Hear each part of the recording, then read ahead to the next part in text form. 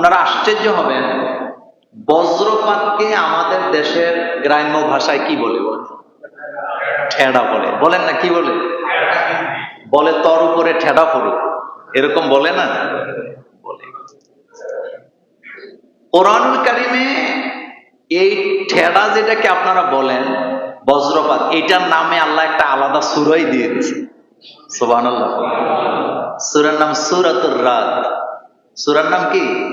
সূরাতুর রাত। তাহলে আপনি চিন্তা করেন যে এই জিনিসটা কত গুরুত্বপূর্ণ ইসলাম। তো এইটার ব্যাপারে দুই একটি কথা আপনাদেরকে বলে। হাদিসে এসছে, রাসূল করিম সাল্লাল্লাহু আলাইহি সাল্লাম একজন প্রভাবশালী ব্যক্তির কাছে একজন লোক পাঠাইছে ইসলামের দাওয়াত দিয়া। তো প্রভাবশালী লোক, যাদের টাকা পয়সা একটু বেশি, তারা কিন্তু ইসলামে ততটা মানতে চায় না। তারা কয় ইসলাম তো তারা মানবে যারা গরিব মিসকিন। রাসূল করিম সাল্লাল্লাহু আলাইহি ওয়াসাল্লামের পাঠানো দূতের সাথে সে বেয়াদবি করলো। যখন বলা হলো আমি মুহাম্মদ সাল্লাল্লাহু আলাইহি ওয়াসাল্লামের পক্ষ থেকে দূত আপনার কাছে এসেছি, আপনি কালিমা পড়েন, শাহাদা পাঠ করেন, আল্লাহর উপরে ঈমান আনেন, রাসূলের উপর ঈমান আনেন। সেই প্রভাবশালী ব্যক্তিটা ব্যঙ্গ করে বলতেছিলেন, মুহাম্মদ সাল্লাল্লাহু আলাইহি ওয়াসাল্লাম সেটা আবার কে? এটা আবার কেমন রাসূল?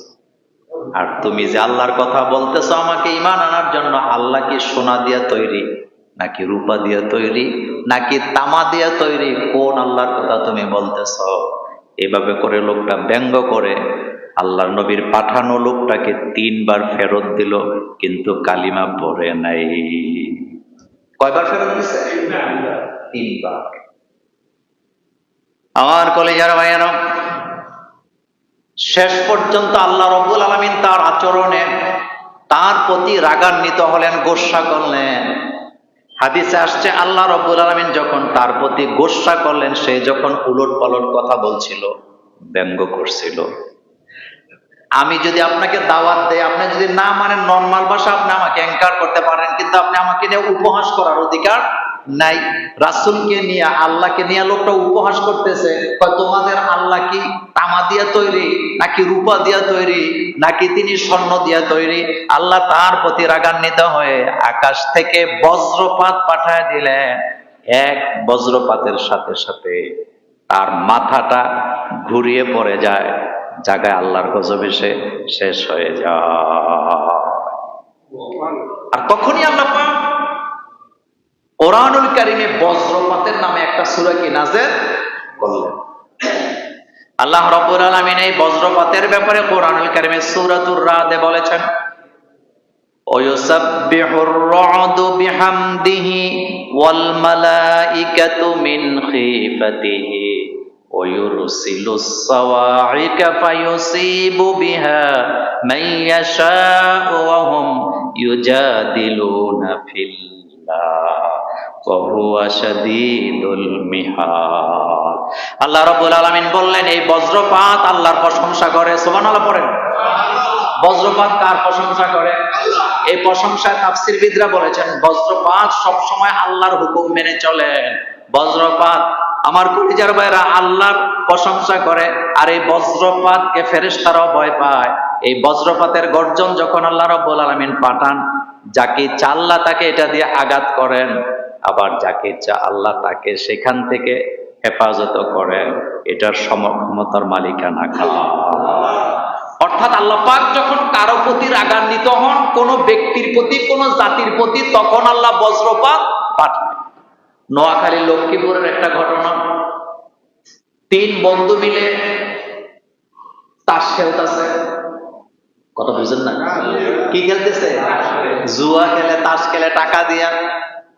দরজা খোলা ছোট্ট একটা ঘরের ভিতরে তারা জুয়া খেলতেছে।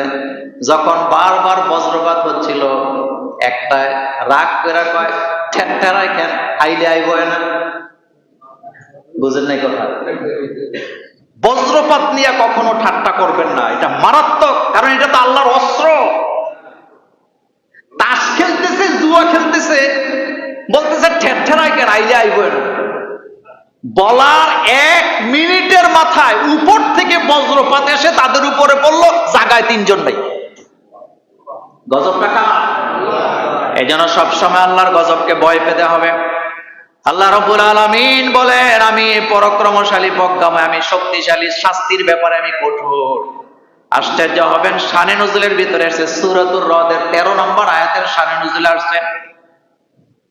একবার আমির বিন তুফাইল আমিরি, সে কাফের ছিল, এবং তার আরেকজন সহোদর ভাই আরবাদ বিন রবিয়া আমিরি রাসূল কারীম সাল্লাল্লাহু আলাইহি সাল্লামকে হত্যা করার জন্য তারা গেছে। কত বড় বেয়াদব, বিশ্ব নবীকে হত্যা করতে গেছে। যাওয়ার পরে কৌশল করলো, যায় দেখলেন রাসূল সাল্লাল্লাহু আলাইহি ওয়াসাল্লাম বসে আছে। একটাই বলতেছে, আমি মুহাম্মদ সাল্লাল্লাহু আলাইহি ওয়াসাল্লামের কাছে যাইয়া কথা বলার জন্য মুহাম্মদ সাল্লাল্লাহু আলাইহি ওয়াসাল্লামকে দাঁড়া করাবো, আর যখন তিনি আমার দিকে তাকায়া দাঁড়ায় কথা বলতে থাকবে, তুমি পেছন দিক থেকে মুহাম্মদকে আঘাত করে দুনিয়া থেকে বিদায় করে দিবা। এটা দেখতেছে কে? রাসূল সাল্লাল্লাহু আলাইহি ওয়াসাল্লাম কতটা বিনয়ী ছিলেন আমার নবী। তারা দুইজন রাসূলকে হত্যা করতে গেছে, রাসূল তো এটা জানেন না। সামনে যায় বলতেছে, আমিরই বলতেছে, মুহাম্মদ সাল্লাল্লাহু আলাইহি ওয়াসাল্লাম আপনার সাথে দেখা করতে আসছি, আপনার সাথে একটু জরুরি কথা বলবো। এবার আল্লাহ রাসূল তো জানে না ঘটনা কি হবে, রাসূল দাঁড়াইছে কথা বলার জন্য, দ্বিতীয়টা পেছন দিক থেকে গেছে। যখন কথা বলতেছিল তার এই জায়গায় তরবারি ছিল, সে কৌশল অনুযায়ী, ষড়যন্ত্র অনুযায়ী সে রাসূলকে তরবারি দিয়ে আঘাত করবে পেছন দিক দিয়ে। কিন্তু যখন সে পেছনের দিকে গেছে, যতই চেষ্টা করতেছে তরবারিটা তার খাট থেকে বের করার জন্য, হাজারো চেষ্টা করলো, কিন্তু টেনে টেনে তরবারিটা বের করতে পারে না। তাফসিরে মাজারিতে এসেছে, তার গায়ে যতটুকু শক্তি আছে, সে এখান থেকে তরবারিটা টেনে মুহাম্মদ সাল্লাল্লাহু আলাইহি ওয়াসাল্লামকে হত্যা করার জন্য চেষ্টা করতেছে, কিন্তু তার রাখা তরবারিটা তরবারির কাবার থেকে সে বের করতে পারে নাই। বিশ্ব নবীকে হত্যা করার জন্য এত বড় ষড়যন্ত্র যখন করতেছিল, বারবার চেষ্টা করো, তরবারিটা যখন বের করতে পারছিল না, এরপরও চেষ্টা করে যাচ্ছে, আল্লাহ রাগান্বিত হইয়া সাথে সাথে উপর থেকে বজ্রপাত, যেটাকে আপনারা ঠেডা বলেন, পাঠায় দিল।